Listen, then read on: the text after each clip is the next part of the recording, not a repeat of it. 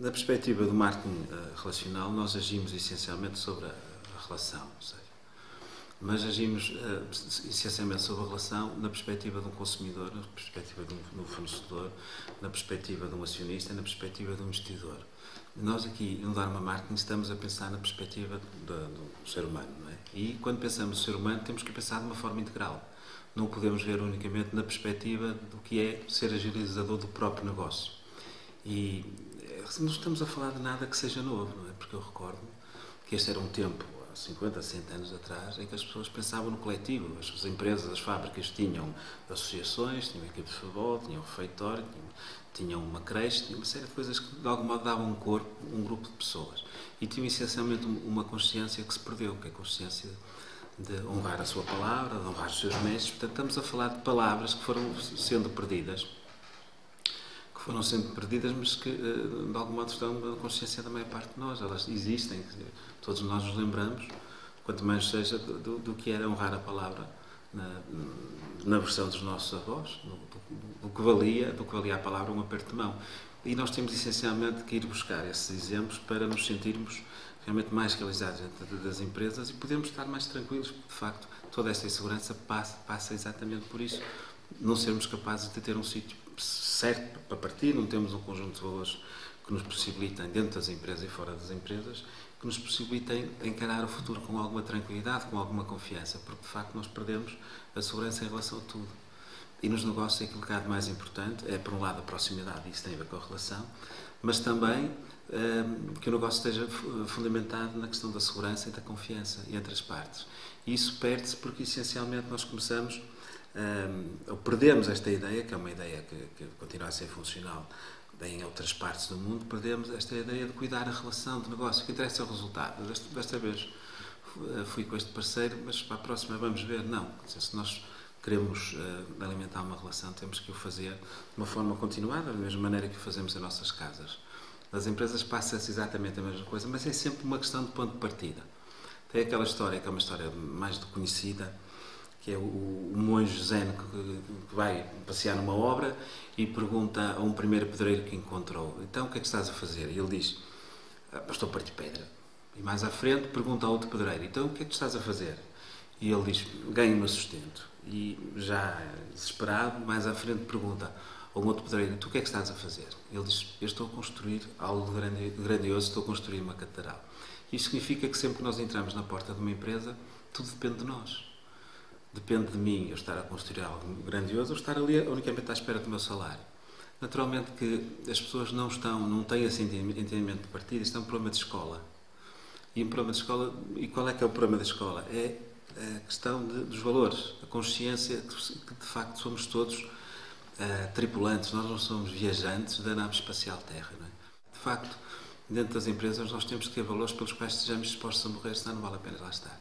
Nós vemos as coisas de uma forma muito ligeira, se a empresa dá prejuízo, o patrão não sacana, esquecemos que nós também somos a empresa são as pessoas. E esta responsabilidade de fazermos esta escolha todos os dias quando entramos na empresa, possibilita que esta ideia das relações estruturadas com base no inconsciente organizacional possam ser mais ou menos agilizadas. Ninguém está numa empresa só a partir pedra. Naturalmente que é preciso dar formação às pessoas para que elas sejam capazes de ter outro entendimento, mas ele não passa necessariamente pela formação convencional, passará necessariamente por técnicas orientais que estão muito ligadas à estratégia e ao que é o reconhecimento de podermos ser líderes de nós próprios. Não é?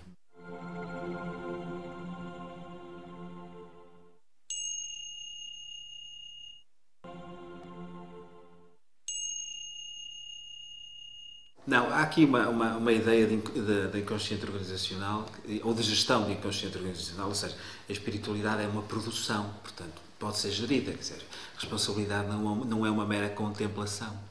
Quando nós falamos em espiritualidade, falamos em consciência, falamos em mente, estamos a falar de uma produção, estamos a falar de qualquer coisa que está constantemente a ser criada, não é? Portanto, existe aqui qualquer coisa que deve ser gerida. E é, acima de tudo, o reconhecimento que há uma via interior para os negócios. Numa perspectiva mais prática, nós temos necessariamente que ir muito para além da inteligência, muito para além daquilo que é inato, posicionando-nos na gestão de um canal intuitivo. Ou seja, quando nós dizemos em qualquer relação, existe a criação de uma terceira entidade numa dimensão que é inconsciente. Nós estamos a dizer que, de facto, estamos a lidar com qualquer coisa do ponto de vista daquilo que é a reflexão conseguida até hoje, é qualquer coisa que está muito próximo, senão podemos mesmo dizer que é representada pela intuição. E todos nós sabemos que, e cada vez mais, sabemos que quando tomamos decisões, essas decisões são absolutamente inconscientes. 85% das decisões que nós tomamos são inconscientes. Ou seja, cada vez mais nós chegamos à conclusão que o lado inconsciente, e aqui podemos falar num canal intuitivo, é que toma as decisões. E nós vemos isso hoje em dia, e numa área que me é muito próxima, através do neuromarketing. Nós sabemos perfeitamente como é que funcionamos, em modo automático, temos software, temos hardware, mas depois, no fundo, apesar de estarmos condicionados por isso, quando tomamos uma decisão, fazemos-lo de forma inconsciente. Ou seja, tudo aquilo que é racionalidade, toda a informação que nós recolhemos, vai ser trabalhada num canal intuitivo, muito mais, de uma forma muito mais específica, do que aquilo que nós julgaríamos até hoje. Portanto, nós só temos 15% em média. O peso do nosso consciente lógico, quando tomamos uma decisão de consumo, é à volta de 15%. Portanto, é muito baixo. Eu tenho uma experiência vasta da consultadoria, sou diretor dos Centros Aplicados, inclusive, e posso dizer que, de uma forma concreta, os problemas nas empresas são essencialmente problemas estratégicos, ou seja, na forma como pensam o futuro. E pensar o futuro é essencialmente partir da informação certa, dos recursos certos, das pessoas certas, mas também, quando pensamos da própria filosofia do compromisso da empresa, partir da missão certa, da visão certa, dos objetivos estratégicos certos. O problema é que as empresas partem sempre a meio do caminho, como nós próprios. Nós partimos sempre a meio do caminho. Partimos do resultado, geralmente, e tentamos resolver os problemas a partir do resultado, não indo à origem. E há um tal trabalho que tem de ser feito. Há pouco, quando eu perguntava, está mais interessado, está mais preocupado com o fim do mês ou com o fim do mundo? Estou a dar um exemplo cabal do que é partir das questões certas. Não vale a pena darmos aqui a pensar só no fim do mês. Se não sei se vai haver mundo, não é? Portanto, isto é metafórico, naturalmente. Mas isto põe-se relativamente às questões que são mais estruturantes numa empresa. Não é? E nós sabemos, e cada vez mais, que não é por ter mais ou menos dinheiro que as empresas vão ter caminho para andar.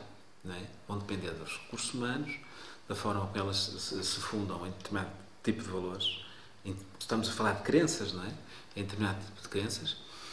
E para além disso, como estamos a falar de pessoas, naturalmente que essas mesmas pessoas têm que ter uma visão. Quer dizer, hoje em dia as estratégias têm que ser visionárias. Não podemos estar todos a replicar modelos uns dos outros, quer dizer, porque não há mercado para isso. Existem nichos que estão em crescimento e é para aí que nós nos temos orientado. E as empresas que têm, de facto, sucesso em Portugal, e o sucesso entenda-se num determinado momento, porque o sucesso não é uma coisa que se tenha para sempre, não é? Tem-se naquele momento. Isso depois poderá servir-nos ou não para irmos para além do próprio sucesso, e isso, de facto, é que é o propósito das empresas, o propósito das pessoas, é ir para além do dinheiro, para além do sucesso, para além da riqueza.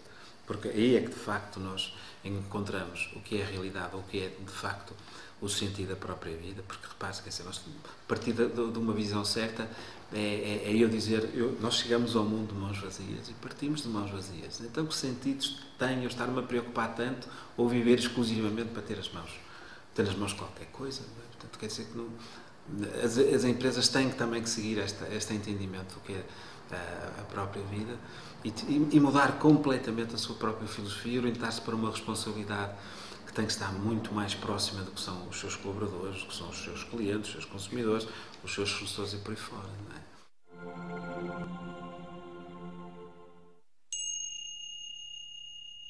De modo que das questões da liderança temos que nos orientar muito para o serviço, ou seja, o verdadeiro líder, o verdadeiro gestor é aquele que está ao serviço e nessa condição, partindo desta ideia, nós devemos dizer que liderar é, e depois de eu ter lido milhares de definições do que é liderança, eu escolhi que liderar é servir. E enquanto nós não tivermos a todos os níveis, não falo só no governo, não falo só nas administrações dos hospitais, falo também em nossas casas, enquanto não tivermos líderes que sejam cuidadores, que sejam dispostos a estar ao serviço, nós não temos a verdadeira liderança. Nós não podemos ter bons, ou entenda-se, supostamente bons líderes organizacionais, grandes líderes de grupos de empresas, e que nós sabemos que são maus pais de família, são maus irmãos, maus filhos.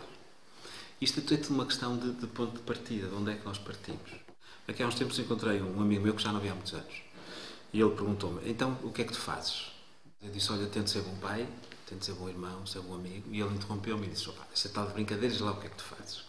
É que nós perdemos uma ideia que é central, que é de facto aquilo que é estrutural para o homem. E não é necessariamente, nunca foi, a terra, a condição social, a condição profissional, mas sim a sua bondade.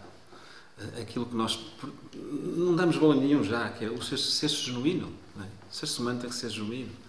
E para isso temos que estar dispostos a assumir a bondade do que é ser homem, não é? Na questão da liderança passa-se exatamente a mesma coisa.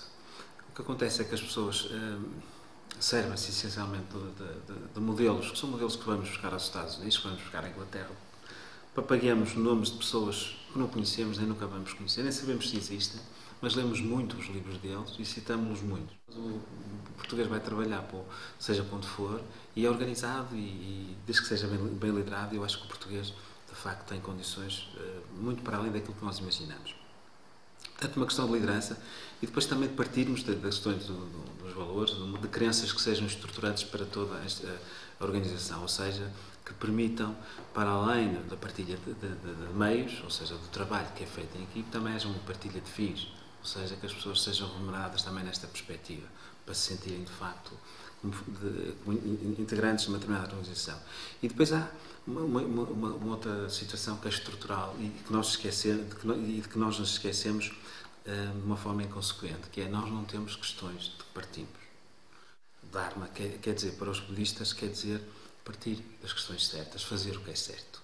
E é por isso que este modelo se chama Dharma Marka. Então, o que serão as questões certas? Coisas simples. As questões que eu mais frequentemente lanço aos empresários, ou que eu mais frequentemente lanço aos empresários é: está mais preocupado com o fim do mês ou com o fim do mundo? Para mim, é muito mais importante o fim do mundo do que o fim do mês. Eu pergunto muitas vezes aos meus alunos: para que é que serve uma empresa? A maior parte deles responde do alto dos seus 20 e tal anos, ou mais até, diz-me para ganhar dinheiro. Não. Uma empresa não pode servir só para ganhar dinheiro, é pouco. O dinheiro é um agilizador para algo maior. Pode ser para investir noutras empresas, pode ser para investir noutros negócios, mas também pode ser para investir num projeto da empresa que inclua toda a gente. Do mesmo modo que o sucesso, as pessoas veem o sucesso como um fim, ele não pode ser um fim. O sucesso tem que ser uma ponte para algo maior. Do mesmo modo que nós, homens, não podemos ser um fim. O ser humano não é um fim nesta história. O ser humano é, de facto, uma ponte para algo maior. E como é que então nós podemos mudar as empresas? Mudando de perspectiva, partindo de questões que habitualmente não são colocadas.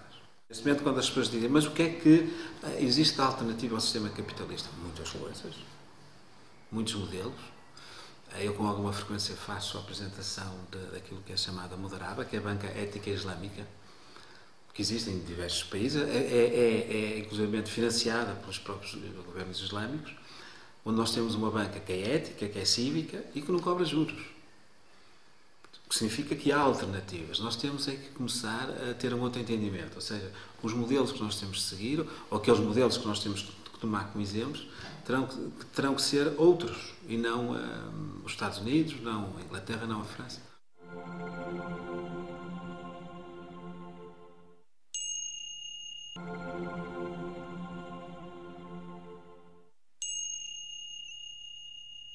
Quando falamos de relações, estamos a falar de pessoas. E esse vínculo perdeu-se no nosso dia-a-dia, quer dizer, nós acabamos por saber mais dos atores da telenovela do que sabemos da nossa própria família, daqueles que de algum modo estarão mais diretamente relacionados com nós próprios. Isso passou um bocado para o mundo dos negócios. E na perspectiva do marketing relacional, nós temos da história do marketing, digamos assim, que está associada naturalmente às tensões que a própria história económica vai gerando. Nós tivemos um mundo essencialmente orientado para os produtos, ou seja, numa perspectiva em que a procura era maior do que a oferta. Portanto, nós estivemos muito orientados para aquilo que era a produção industrial. A dado momento começamos a entender que havia uma outra oportunidade, que era estarmos orientados para a venda. E quando estamos orientados para a venda, estamos orientados para uma relação que é muito de fim, ou seja, de resultado. Depois orientamos para o cliente, mas orientamos para o cliente na perspectiva de uma satisfação, do entendimento relacional que terminava com ou na responsabilidade de satisfazer. Mas isto, no meio disto tudo, existe uma responsabilidade que está muito para além daquilo que é convencionalmente aceito. Ou seja, existe uma responsabilidade espiritual em todas as relações. E isto quer dizer o quê? Quer dizer que, partindo de uma perspectiva ética, porque nós, quando falamos de espiritualidade, não estamos a falar de qualquer coisa estranha, não. Do mesmo modo, quando nós falamos na lei, podemos dizer que a lei é o nível mais baixo da ética, ou seja, as pessoas, naturalmente, que quando partem da lei estão a ser éticas, mas estão a um nível mais baixo. Quando encaramos as questões da consciência ativa, as questões da espiritualidade, nós estamos a falar de uma condição ética que será um nível mais elevado, ou seja, temos aqui duas balizas. Quando nós cuidamos a relação com todos os nossos públicos relacionais, isso não tem só a ver com consumidores, tem a ver com fornecedores, tem a ver com acionistas, tem a ver com financiadores, tem a ver com todos os públicos relacionais, e nesta perspectiva do cuidar, da responsabilidade do que é cuidar desta relação na dimensão do inconsciente organizacional, nós temos de criar condições efetivas para que isso aconteça. Um exemplo muito concreto, nós habituamos a ver dentro das empresas uma formação muito orientada para a motivação. E levamos isto ao exagero e chegamos a um ponto em que, de facto, hoje em dia, as pessoas apostam muito em práticas tipo do coaching. E essas práticas são, na sua generalidade, não quer dizer que há alguns formadores, alguns especialistas não tenham uma perspectiva diferente. Nós assistimos a sessões de exorcismo completo e total, onde as pessoas saem de lá muito motivadas a mudar de vida, a mudar de emprego, a divorciar-se por aí fora, mas passar 3 dias aquilo já não serviu para nada. Porquê? Porque não nos orientamos para aquilo que é essencial, que é a transformação pessoal, ou seja, partir do interno, as questões que são essenciais para uma transformação que não se consegue em meia dúzia de horas. Não é? Portanto, há aqui uma responsabilidade que tem vindo a ser esquecida, que é, partindo desta ideia de cuidar, desta ideia de responsabilidade, que é necessariamente criarmos condições para que as pessoas se sintam capazes de mudar. E então nós passamos de um paradigma que é essencialmente orientado ou baseado em práticas de motivação, seja o team building, seja o coaching, seja whatever, que está muito em moda, passamos a dar tempo às pessoas para fazerem tal transformação. Então orientamos para práticas muito orientadas para o despertar espiritual. E nós sabemos que, por exemplo, quando nós introduzimos nas empresas a ideia de que é importante as pessoas estarem consigo próprias e poderem meditar durante meia hora, nós sabemos que os resultados são ótimos. Não é? Se nos reportarmos em instituições noutros países, nós sabemos que quando nós